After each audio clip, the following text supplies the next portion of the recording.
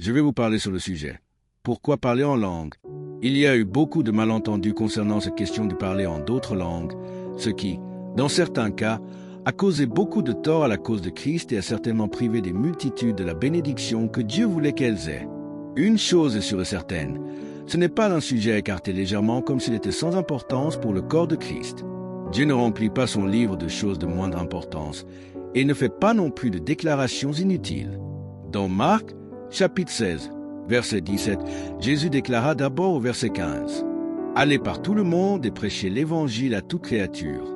Celui qui croira et qui sera baptisé sera sauvé, mais celui qui ne croira pas sera condamné. Voici les signes qui accompagneront ceux qui auront cru.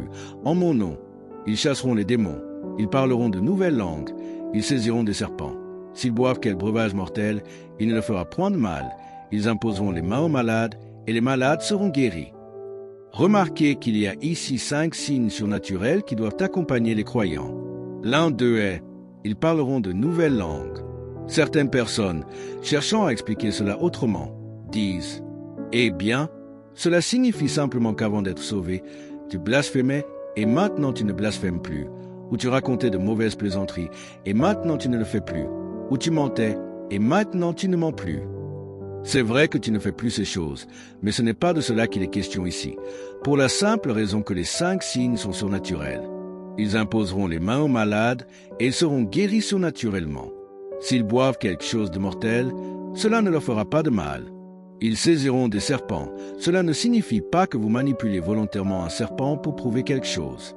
Paul, par exemple, a été mordu accidentellement. Vous vous en souvenez, sur l'île, il a simplement secoué le serpent dans le feu, et cela ne lui a fait aucun mal. Tous ces signes sont surnaturels. Pourquoi alors en retirer un et le rendre naturel? Ils chasseront les démons. Jésus n'a pas dit que quelques croyants parleraient en d'autres langues, mais il a clairement impliqué que tous les croyants devraient le faire, tout comme l'apôtre Paul. Pourquoi alors la majorité des croyants ne parlent-ils pas en d'autres langues? Je suis sûr qu'il y a plusieurs raisons. Parfois, elles sont propres à l'individu. Mais je suis également certain que la raison principale est qu'il y a eu très peu d'enseignements solides, logiques et scripturaires concernant la portée et la valeur du parler en langue. Souvent, nos amis des dénominations qui ne parlent pas en langue disent « Pourquoi accordez-vous une telle importance au parler en langue ?» La réponse est que nous ne le faisons pas. Mais il y a plusieurs raisons pour lesquelles cela semble être le cas. Premièrement, il nous interroge constamment à ce sujet et nous oblige à en parler. Deuxièmement, le parler en langue se manifeste toujours lorsque quelqu'un est baptisé du Saint-Esprit. Troisièmement, les langues et leur interprétation sont caractéristiques de la dispensation dans laquelle nous vivons.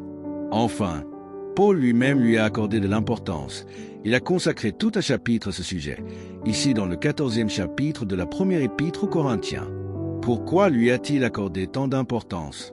Parce que, comme aujourd'hui, c'était un sujet très mal compris. Tout d'abord, examinons les raisons scripturaires de parler en d'autres langues. Je vous en ai déjà donné une. Cela se manifeste toujours lorsqu'une personne est baptisée du Saint-Esprit, ou, comme l'Écriture le dit aussi, lorsqu'elle est remplie du Saint-Esprit. Allons au chapitre 2 du livre des Actes.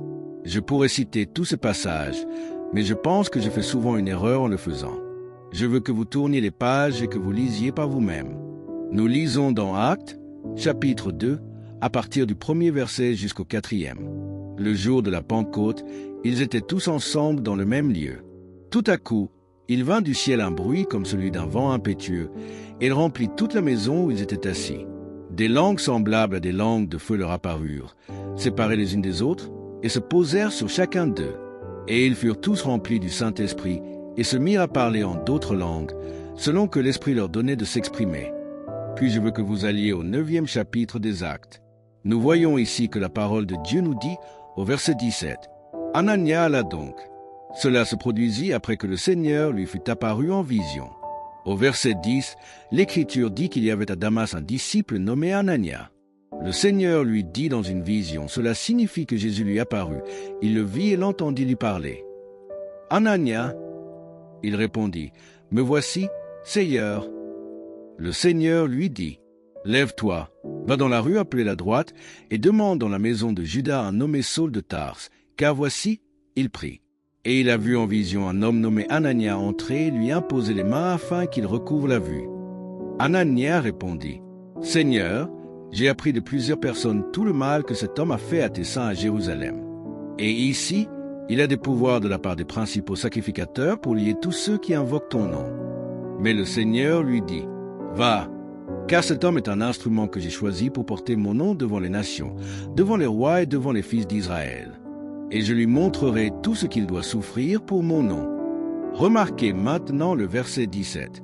Anania partit, entra dans la maison, et, après avoir posé les mains sur lui, dit, « Frère Saul, le Seigneur Jésus, qui t'est apparu sur le chemin par lequel tu venais, m'a envoyé afin que tu recouvres la vue et que tu sois rempli du Saint-Esprit. » Aussitôt, il tomba de ses yeux comme des écailles, et il recouvra la vue. Puis il se leva et fut baptisé. Remarquez qu'il n'est pas dit ici que Paul parla en langue.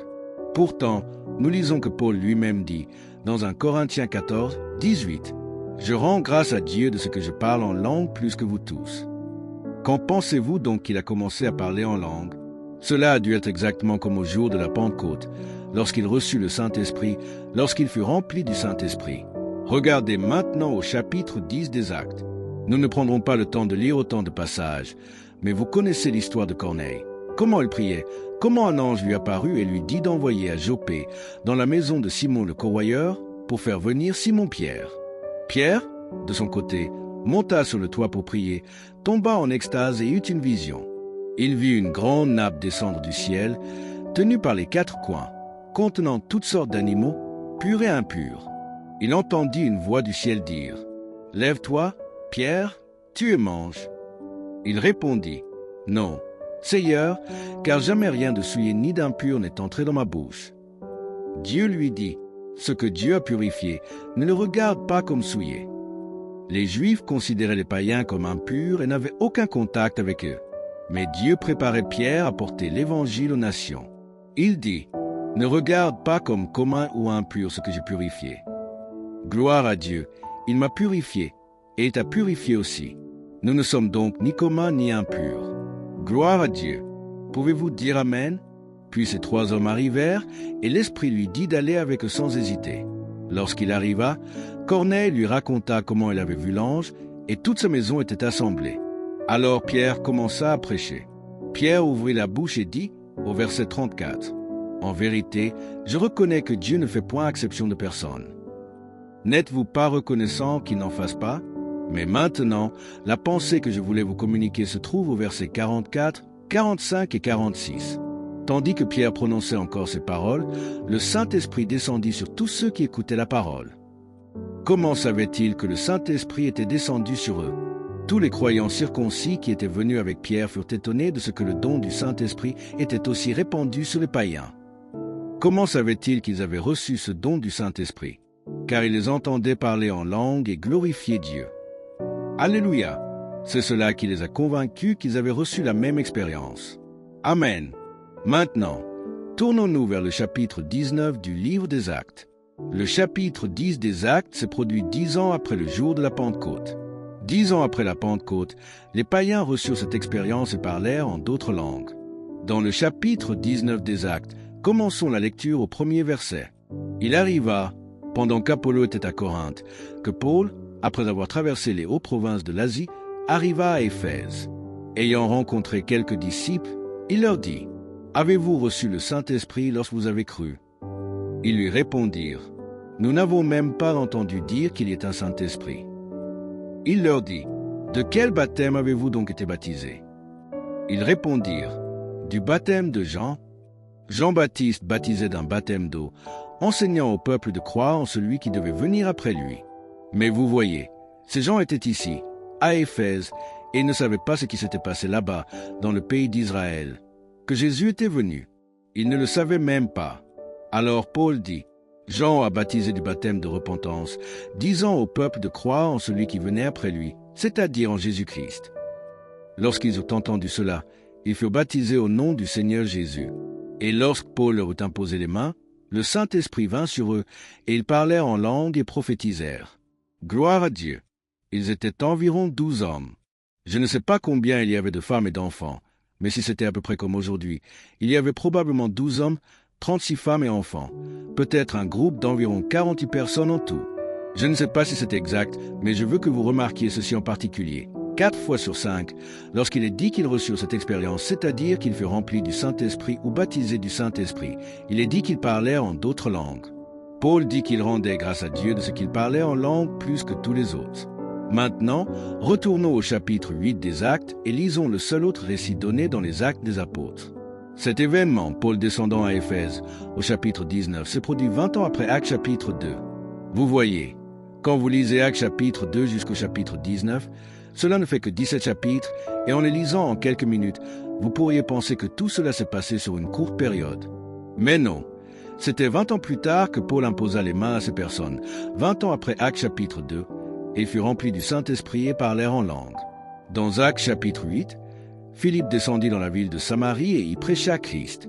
La foule, d'un commun accord, prêta attention à ce que disait Philippe en entendant et en voyant les miracles qu'il accomplissait.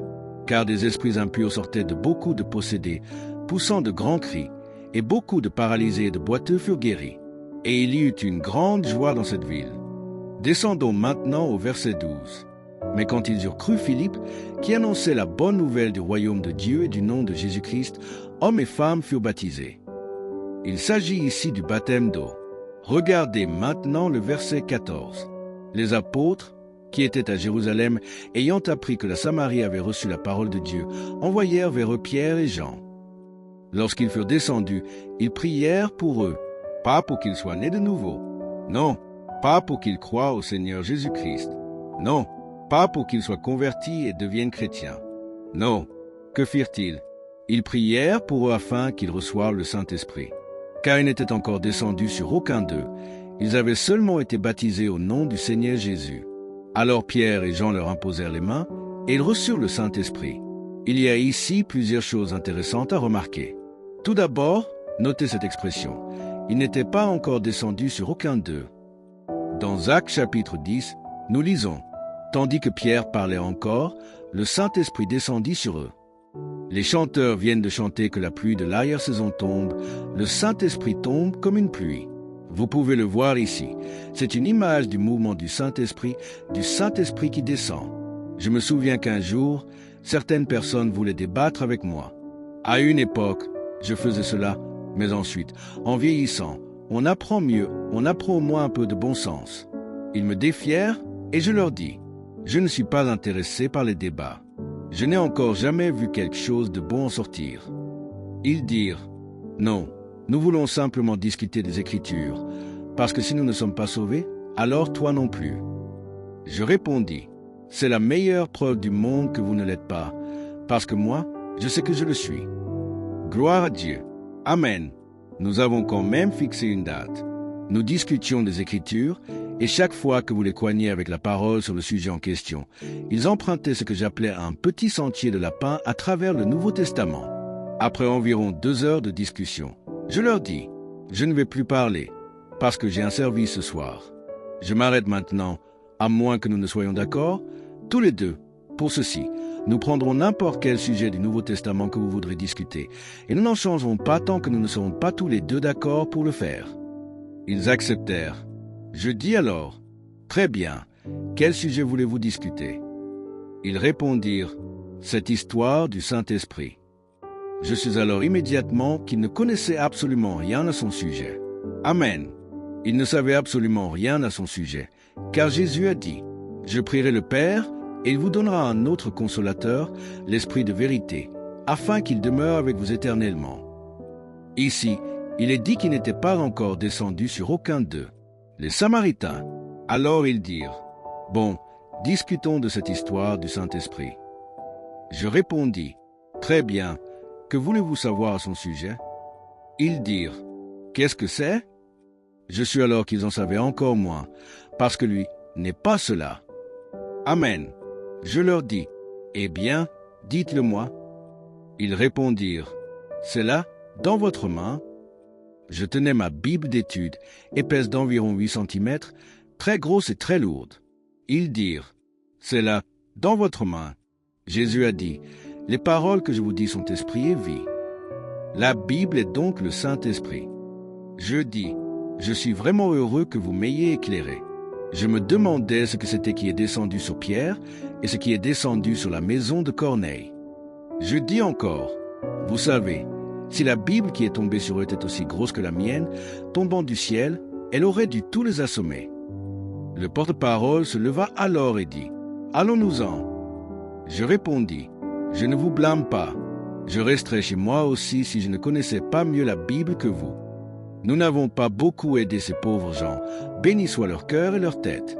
Nous avons fait de notre mieux. Mais, gloire à Dieu, le Saint-Esprit descend. Le Saint-Esprit descend comme la pluie. Amen.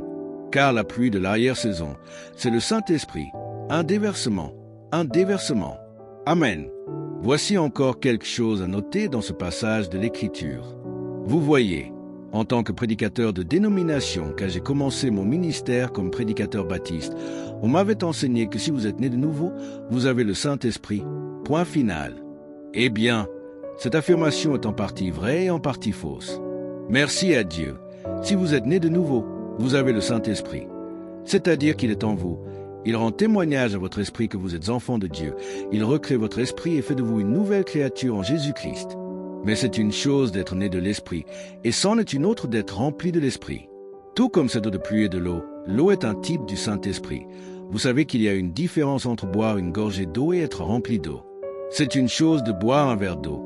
Ce n'est pas parce que vous avez bu un verre d'eau qu'il y a un signe indiquant que vous êtes rempli d'eau.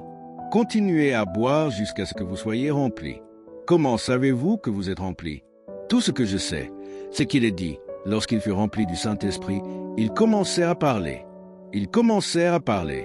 Mais remarquez ceci, ce 8e chapitre des Actes m'a aidé, je pense, autant sinon plus que n'importe quel autre passage de l'Écriture à voir qu'il existe une expérience postérieure au salut, appelée être rempli du Saint-Esprit ou baptisé du Saint-Esprit.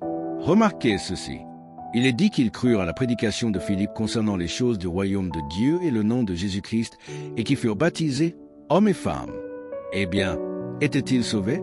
Selon Jésus, oui, ils l'étaient.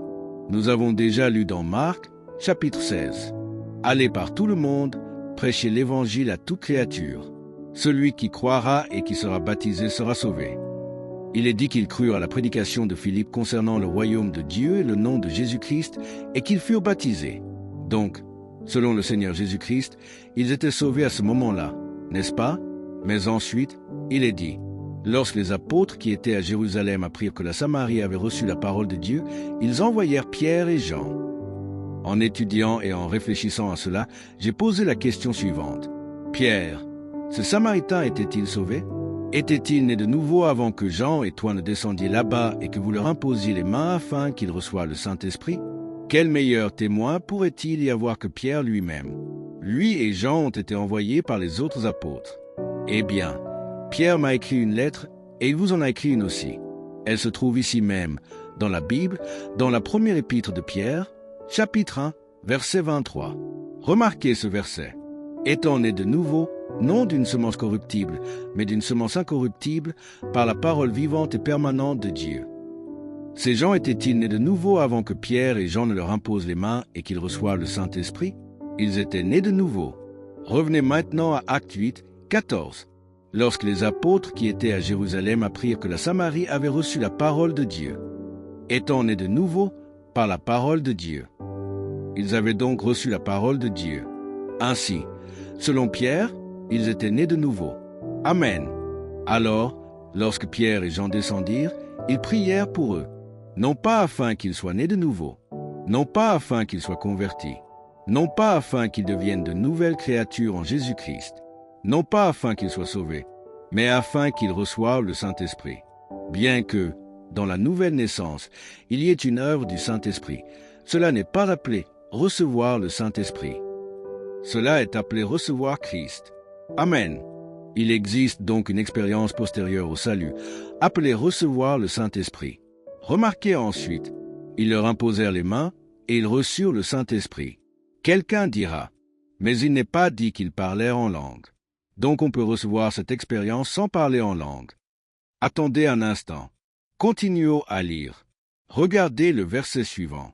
Lorsque Simon vit que le Saint-Esprit était donné par l'imposition des mains des apôtres, il leur offrit de l'argent. Comment savaient-ils qu'ils avaient reçu le Saint-Esprit? Était-ce simplement un acte de foi, sans aucune manifestation? Non, il vit quelque chose. Amen. Il y eut quelque chose qui se manifesta et qui toucha ses sens physiques, lui permettant de savoir qu'ils avaient reçu, lorsqu'il vit que le Saint-Esprit était donné par l'imposition des mains. On ne peut pas voir le Saint-Esprit, il est invisible. S'il n'y avait pas eu une manifestation surnaturelle perceptible par les sens, ils n'auraient pas pu voir qu'ils avaient reçu le Saint-Esprit. Que pensez-vous qu'il se soit passé? Cela a dû être la même chose que dans les autres cas. Il les vit agir comme des hommes ivres, remplis du Saint-Esprit, parlant en langue. Remarquez encore, lorsque Simon vit que le Saint-Esprit était donné par l'imposition des mains des apôtres, il leur offrit de l'argent, disant « Donnez-moi aussi ce pouvoir, afin que celui à qui j'imposerai les mains reçoive le Saint-Esprit. » Certains ont dit que Simon essayait d'acheter le Saint-Esprit. Non, il ne cherchait pas à acheter le Saint-Esprit. Il cherchait à acheter le pouvoir d'imposer les mains afin que les gens reçoivent le Saint-Esprit. Mais Pierre lui dit « Que ton argent périsse avec toi, parce que tu as cru que le don de Dieu pouvait s'acheter avec de l'argent. » S'il avait tenté d'acheter quelque chose d'invisible, sans manifestation, personne n'aurait su si les gens recevaient quoi que ce soit ou non. Aucune personne censée ne l'aurait fait. Il offrit donc de l'argent en disant « Donnez-moi ce pouvoir. » Mais Pierre lui dit « Que ton argent périsse avec toi, parce que tu as pensé que le don de Dieu pouvait s'acheter avec de l'argent.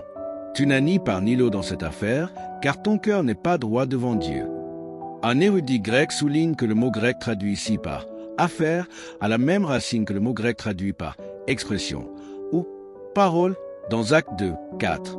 Ils furent tous remplis du Saint-Esprit et commencèrent à parler en d'autres langues, selon que l'Esprit leur donnait de s'exprimer. J'ai vérifié cela dans la concordance de Strong. La racine est la même. Ainsi, ce que Pierre disait littéralement, c'était « Tu n'as ni part ni lot dans cette affaire de parler en langue, dans cette affaire d'expression inspirée. » Ainsi, nous avons prouvé de manière concluante que, dans les 5 cas rapportés dans le livre des Actes, lorsque les gens reçurent cette expérience, lorsqu'ils furent remplis du Saint-Esprit ou baptisés du Saint-Esprit, ils parlèrent en d'autres langues. Vous pouvez faire ce que vous voulez, mais pour ma part, je veux toujours recevoir une expérience biblique. Non pas selon ce qu'un prédicateur dit, non pas selon l'enseignement d'une église, mais selon ce que dit la parole de Dieu. Lorsque j'ai vu ce que disait la parole de Dieu, il n'a fallu que quelques minutes pour que je reçoive cette expérience. Je fus rempli du Saint-Esprit et je commençai à parler en d'autres langues, selon que l'Esprit de Dieu me donnait de m'exprimer. C'était en 1937. Et depuis ce jour jusqu'à aujourd'hui, j'ai parlé en langue chaque jour, prié en langue ou chanté en langue, selon que l'Esprit de Dieu me donnait de le faire. Je me souviens avoir lu, plusieurs années plus tard, les écrits du frère Howard Carter. Le frère Howard Carter fut un pionnier du mouvement pentecôtiste, fondateur de la plus ancienne école biblique pentecôtiste du monde et président général pendant environ 19 ans des Assemblées de Dieu en Grande-Bretagne. Le frère Carter disait « Nous ne devons pas oublier que le parler en langue n'est pas seulement le signe initial, l'évidence initiale de la réception du Saint-Esprit, mais que le parler en langue est une expérience continue pour le reste de la vie. C'est un fleuve qui coule et qui ne devrait jamais se tarir. Il enrichira votre vie spirituelle. » Alléluia! Revenons maintenant au 14e chapitre de la première épître aux Corinthiens et lisons davantage ce que Paul a dit concernant le parler en langue et pourquoi nous devrions parler en langue. Premièrement, bien sûr, le but spirituel. Le parler en langue est la preuve scripturaire, l'évidence initiale du baptême du Saint-Esprit. Deuxièmement, remarquez le verset 2 de ce chapitre 14. En effet, celui qui parle en langue ne parle pas aux hommes, mais à Dieu, car personne ne le comprend. C'est en esprit qu'il dit des mystères. Remarquez ceci.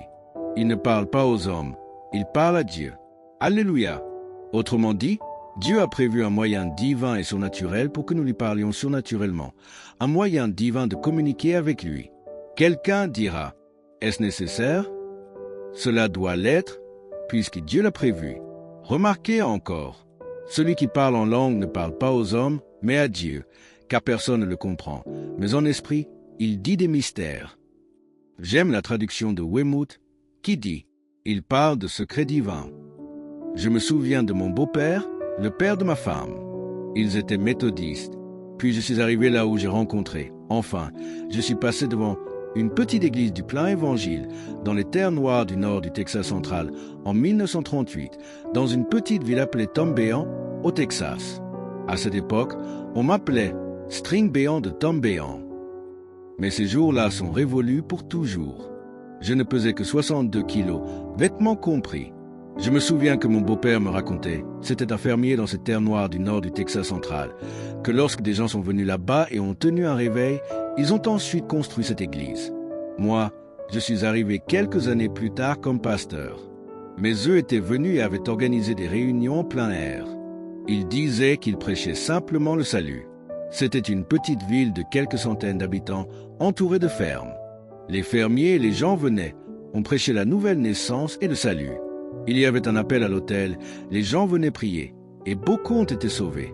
Toute la communauté était bouleversée. Puis ils ont commencé à prêcher cette expérience. Après avoir vu un certain nombre de personnes sauvées pendant plusieurs semaines, ils ont commencé à prêcher le baptême du Saint-Esprit et de parler en d'autres langues. Et cela a créé toute une agitation. Vous pouvez le comprendre. Les gens ont commencé à recevoir et à parler en d'autres langues. C'était l'époque de la Grande Dépression. Au milieu des années 30, vous voyez, ils tenaient ces réunions en plein air et ils n'avaient même pas l'électricité. Il faut se rappeler que dans les années 30, à la campagne, souvent il n'y avait même pas l'électricité. Ils utilisaient donc des lampes à essence ou des lanternes suspendues à des poteaux autour du terrain. Et certains disaient, « Je vais te dire, cette lumière projette quelque chose. » Ils ont mis quelque chose dans cette lumière qui agit sur les gens et les fait parler en langue. Il y avait toutes sortes d'idées insensées. Puis, bien sûr, ils ont commencé à prêcher la guérison et à prêcher Jacques 5.14. Y a-t-il parmi vous quelqu'un de malade? Qu'il appelle les anciens de l'Église et que ceux-ci prient pour lui en l'oignant d'huile au nom du Seigneur. La prière de la foi sauvera le malade et le Seigneur le relèvera. Il faut comprendre que tout cela était nouveau pour les gens. Alors ils les oignaient d'huile. Et certains disaient, ils mettent quelque chose sur eux. C'est pour ça qu'ils font comme ça. Ils leur imposent les mains et mettent quelque chose sur eux qui les fait agir ainsi. On disait, ne t'approche pas trop, ça pourrait te tomber dessus. Mais ne vous inquiétez pas, ça ne vous tombera pas dessus si vous n'en voulez pas. Amen. Le Saint-Esprit est un parfait gentleman. Mon beau-père disait que toute la communauté était divisée, d'un côté comme de l'autre. Beaucoup de discussions, beaucoup de gens venaient juste pour voir. Ils se tenaient en retrait, dans l'ombre, loin de la lumière, parce qu'ils ne voulaient pas que ça leur tombe dessus. Il racontait que son voisin fermier a été sauvé. Il disait, je le connaissais.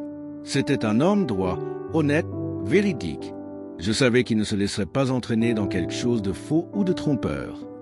Alors lui et un autre fermier voisin se sont dit, si jamais il reçoit ça, nous saurons que c'est réel parce que nous le connaissons et il n'accepterait jamais quelque chose qui n'est pas juste. À cette époque, tout ce qu'on faisait, c'était chercher. On venait à l'autel et on cherchait à être rempli du Saint-Esprit. Ils se tenaient donc dans l'ombre et regardaient, aussi près qu'ils osaient s'approcher. Un soir, le prédicateur priait avec cet homme. Tout le monde avait quitté l'autel et il ne restait plus que lui. En fait, mon beau-père disait que lui et ce fermier voisin étaient les personnes les plus proches de cet homme. Personne d'autre n'était plus près qu'eux.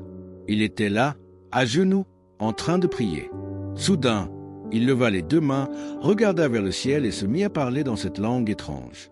Et le voisin fermier se tourna vers mon beau-père et lui dit, « Qu'est-ce qu'il dit? Qu'est-ce qu'il dit ?» Et mon beau-père répondit, « Je n'en sais rien. Il ne me parle pas à moi. » Il ne savait pas à quel point il était biblique en disant cela. Il ne leur parlait pas. Mais, sachant quel homme il était, cela les a convaincus que c'était réel. Car l'Écriture dit, « Celui qui parle en langue ne parle pas aux hommes, mais à Dieu. » Gloire à Dieu. N'êtes-vous pas reconnaissant de pouvoir parler à Dieu? Il dit des mystères, c'est-à-dire qu'il parle des secrets divins. Alléluia. Gloire à Dieu. Je crois que l'une des raisons pour lesquelles le diable se met en colère à propos de cela, c'est qu'il ne peut pas y participer. Alors il combat cela partout où il le peut. Remarquez maintenant le verset 14 en lien avec cela, et nous y reviendrons plus tard. Paul dit, « Si je prie en langue inconnue, mon esprit prie, mais mon intelligence demeure stérile. » La version amplifiée dit, « Si je prie en langue inconnue, mon esprit, par le Saint-Esprit qui est en moi, prie. » Ce n'est pas le Saint-Esprit qui prie, mais le Saint-Esprit qui donne l'expression à mon esprit. Mon esprit prie, mais mon intelligence est stérile. Mon intelligence ne sait pas ce qui est dit, à moins que Dieu ne me donne l'interprétation. Tout comme quelqu'un d'autre qui se tient à côté ne sait pas ce qui est dit. Quelqu'un dira, « À quoi cela sert-il si tu ne sais pas ce que tu dis? Je ne me parle pas moi-même. Je ne prie pas moi-même. Je ne suis pas Dieu. Amen. Je parle à Dieu. Alléluia. Loué soit Dieu. C'est un moyen surnaturel de communication avec Dieu que Dieu nous a donné. Revenons maintenant un instant à Actes 10. Remarquez au verset 46 que ceux de la circoncision qui étaient venus avec Pierre furent étonnés, parce que le don du Saint-Esprit avait été répandu aussi sur les païens, car ils les entendaient parler en langue et magnifier Dieu. Alléluia! Parler en langue et magnifier Dieu. Vous savez, nous savons ce que c'est que de magnifier. Parfois, nous avons une loupe. Quand on la met sur un mot, il devient plus grand. Dieu peut-il devenir plus grand qu'il ne l'est? Du point de vue de Dieu, non. Mais de notre point de vue, oui. Amen. Il peut devenir plus grand pour nous. Pouvez-vous dire Amen? Un autre but du parler en langue est donc que les croyants puissent magnifier Dieu. À mon époque, je ne pense pas qu'il y ait aujourd'hui autant de controverses au sujet du parler en langue qu'il y en avait il y a 40, 45, 47, 48 ou 49 ans, lorsque j'ai reçu cette expérience. Des millions de personnes ont reçu cette expérience et ont parlé en d'autres langues. Selon les statistiques les plus récentes, il y a plus de 120 millions de personnes, loué soit Dieu, emplies du Saint-Esprit et parlant en d'autres langues, vivantes et présentes sur la terre aujourd'hui. Et beaucoup d'autres l'ont reçu au fil des années. Ce qui étonne beaucoup de dénominations, c'est que sur les champs missionnaires, les pentecôtistes, ceux qui parlent en langue, gagnent toujours plus d'âmes que les autres. Amen. Loué soit Dieu. Ils accomplissent la plus grande œuvre missionnaire et ils sont plus nombreux sur le terrain. Et cela les a convaincus qu'il doit vraiment y avoir quelque chose de réel là-dedans.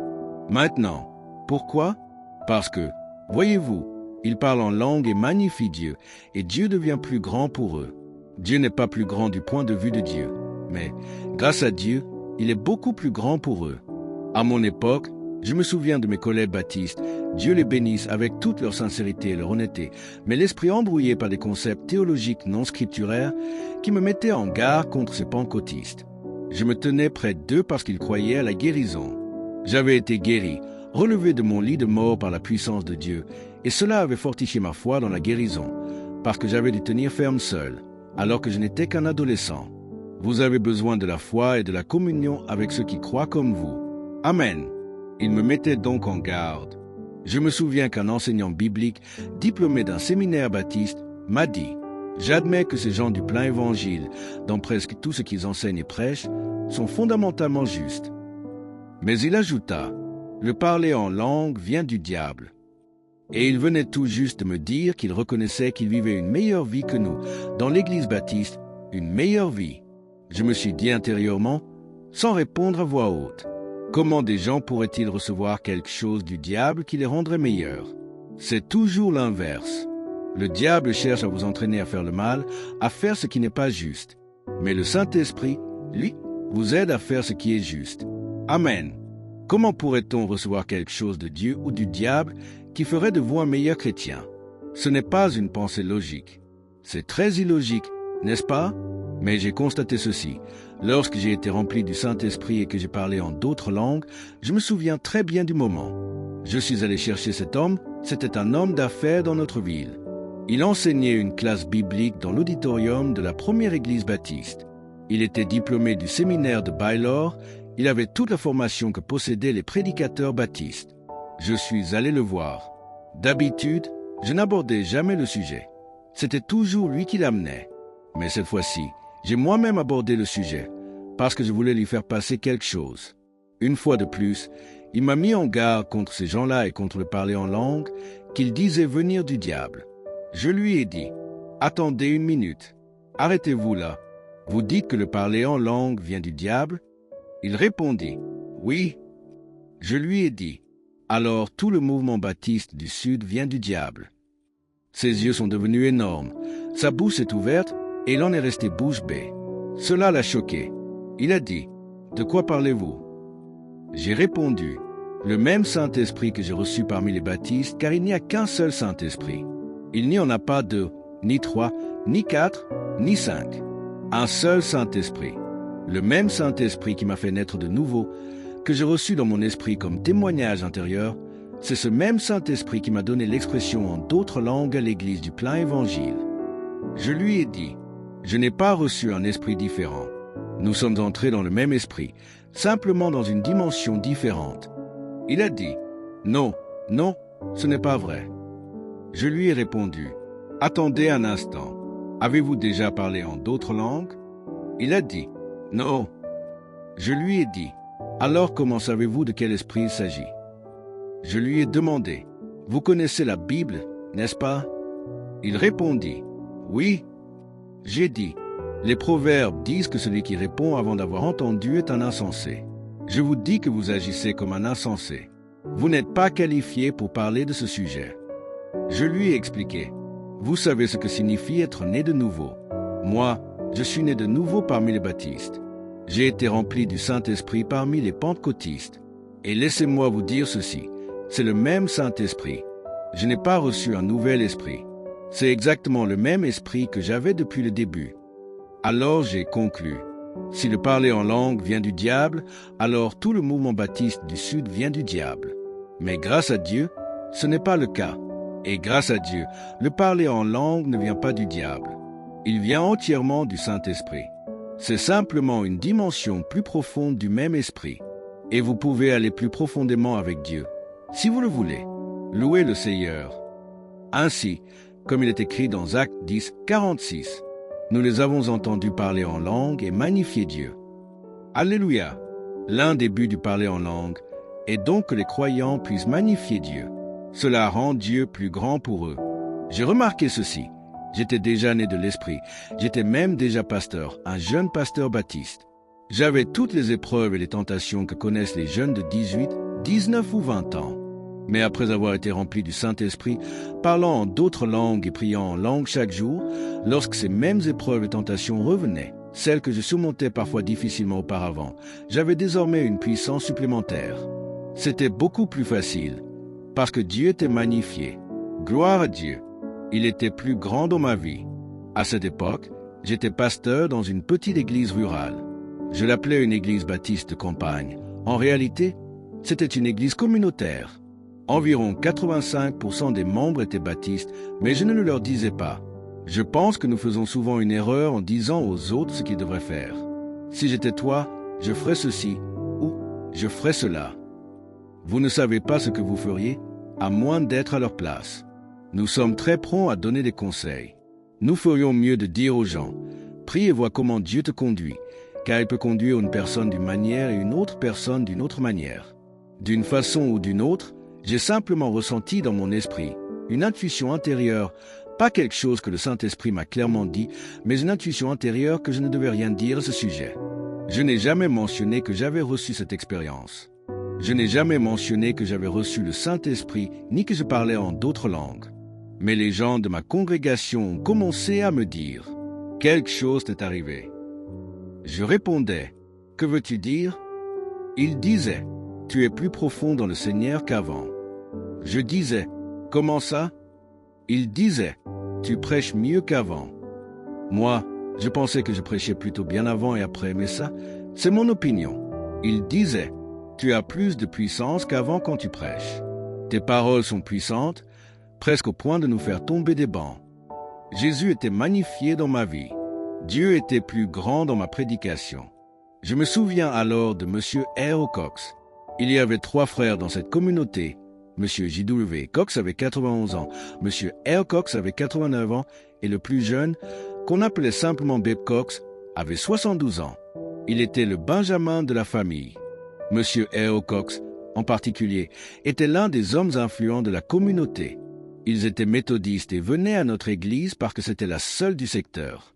Il m'a demandé car je restais parfois chez lui. Il vivait sur sa ferme, mais son gendre et sa fille l'exploitaient. Je n'avais pas de voiture au début, alors je marchais pour aller prêcher ou je faisais de l'autostop. Je passais la nuit du dimanche chez lui, puis je rentrais en ville le lundi. Il m'a demandé « Qu'est-ce qui t'est arrivé ?» Je lui ai répondu « Que veux-tu dire ?» Il a dit « Tu es différent d'avant. Tu as plus de puissance. » Puis il a ajouté « Je pense que tu as été rempli du Saint-Esprit et que tu parles en d'autres langues. » Il avait tout compris.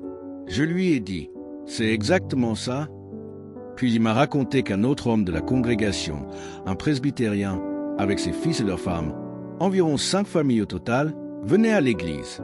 3 personnes pentecôtistes avaient aussi commencé à venir. Cet homme avait dit, « Si le parler en langue entre dans notre église, je retire toute ma famille. » Et il est parti. Je n'avais rien annoncé publiquement. En fait, ils étaient partis depuis longtemps. C'étaient de grands propriétaires terriens. Ils possédaient beaucoup de terres et étaient partis en Europe pour l'été ou quelque part ailleurs pendant 2 ou 3 mois. Quand ils sont revenus, M. Cox m'a dit que cet homme avait demandé « Qu'est-il arrivé à notre petit prédicateur pendant que j'étais absent ?» Il savait ce qui s'était passé, car nous en avions parlé en privé. Mais il répondit « Je faisais un peu semblant de ne rien comprendre. » J'ai dit « Qu'est-ce que tu veux dire? Quelque chose lui est arrivé ?» Il répondit « Il a l'air pareil pour moi. » « Oh, oui, répondis-je, il a l'air pareil. » Mais il ajouta « Il est différent. » Alors je lui ai dit « Que veux-tu dire par différent? » Je parle ici du fait que les croyants peuvent magnifier Dieu. Cela rend Dieu plus grand dans leur vie. Dieu devient plus grand pour eux, et Dieu devient plus grand aussi aux yeux des autres. Vous m'écoutez? Cela le magnifie. Il dit donc « Quelque chose lui est arrivé. » J'ai demandé « Eh bien, est-ce que c'est bon ou mauvais? » Il répondit « C'est bon. » J'ai dit « À ton avis, qu'est-ce qui lui est arrivé? » Il dit « Je ne sais pas. » Je lui ai demandé « Alors, qu'est-ce que tu veux dire? » Il répondit « Il a plus de puissance qu'avant. » Je l'ai entendu prêcher. Il dit « Quand nous sommes revenus, c'était un prédicateur beaucoup plus puissant, un plus grand prédicateur, un meilleur prédicateur. » Il voulait dire plus grand spirituellement. Bien sûr, je n'étais pas plus grand physiquement. Je pesais toujours 63 kilos. Il dit, il est plus puissant. Il a une puissance qu'il n'avait pas avant. Alors M. Cox dit que je lui ai demandé, est-ce que c'est bon ou mauvais? Il répondit, c'est bon, c'est béni, c'est une bénédiction. Il dit, tu sais ce qui est arrivé à notre petit prédicateur pendant ton absence? L'homme répondit, non. Il dit, il a été baptisé du Saint-Esprit et il a parlé en d'autres langues. Je me souvenais qu'il m'avait dit auparavant, si le parler en langue entre dans notre église, je retire toute ma famille, les 5 familles. Alors il dit que l'homme a baissé la tête. Il est resté ainsi quelques secondes, mais ces secondes lui ont semblé durer 10 minutes. Il n'a rien dit. Je ne savais pas s'il allait lever la tête et dire « Nous quittons l'église » si cela allait créer une division dans l'église. Je ne savais pas ce qu'il allait dire. Mais lorsqu'il a relevé la tête, il pleurait. Des larmes coulaient de ses yeux. Et il dit « Je vais te dire une chose, cela fait de moi un croyant en cette expérience. J'ai entendu cet homme prêcher avant, et je l'ai entendu prêcher après. Il y a une puissance, une spiritualité, quelque chose de Dieu en lui qui n'avait pas auparavant. Voyez-vous, Dieu avait été magnifié dans ma vie, et il avait été magnifié à ses yeux. Ont-ils quitté l'Église? Non, chacun d'eux est resté. Nous n'avons perdu personne, pas une seule personne. Finalement, après environ 3 mois, j'ai commencé à leur dire ce qui m'était arrivé. Gloire à Dieu. Amen. 93% d'entre eux m'ont suivi. Les 7% restants auraient voulu, mais d'une manière ou d'une autre, ils ne l'ont pas fait. Cependant, nous ne les avons pas perdus. Ils sont restés avec nous. Gloire à Dieu, afin que les croyants puissent magnifier Dieu. Maintenant, regardez le verset 4 pour conclure rapidement. Regardez le verset 4 de ce chapitre 14 de la première épître aux Corinthiens, et nous allons conclure ici ce soir, puis reprendre demain soir. Remarquez ceci, celui qui parle en langue s'édifie lui-même. Gloire à Dieu, il s'édifie lui-même. Qu'est-ce que cela signifie? Cela signifie qu'il se construit lui-même, qu'il se fortifie. Parler en d'autres langues est un moyen d'édification spirituelle. C'est un moyen d'édification spirituelle. En fait, des spécialistes du grec nous disent qu'il existe un mot dans notre langue courante, en anglais, qui correspond encore mieux au sens du mot grec traduit par « édifier » que le mot « édifier » lui-même. C'est le mot que nous utilisons pour une batterie d'automobile rechargée.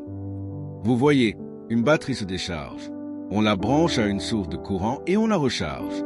Récemment, avec le froid qui est arrivé et il fera encore plus froid, vous savez que parfois, quand vous essayez de démarrer votre voiture, il y a juste assez de puissance pour faire tourner le moteur 1 ou 2 fois, puis plus rien. Ou bien vous venez à l'église, vous laissez les phares allumés, vous revenez, les lumières sont très faibles, vous essayez de démarrer. Impossible. Vous avez épuisé toute la puissance. Alors vous branchez la batterie et vous la rechargez. Vous la reconstruisez. Édifier signifie construire. Donc, littéralement, il est dit, celui qui parle en langue s'édifie lui-même. Il se recharge, il se construit, comme une batterie. Alléluia! Ceux d'entre nous qui parlent en langue peuvent dire amen à cela. Certaines des plus grandes choses, en fait, les plus grandes, les plus miraculeuses dont je parlerai demain soir, les choses les plus extraordinaires qui me sont arrivées, sont survenues après un temps où je me suis rechargé. Amen.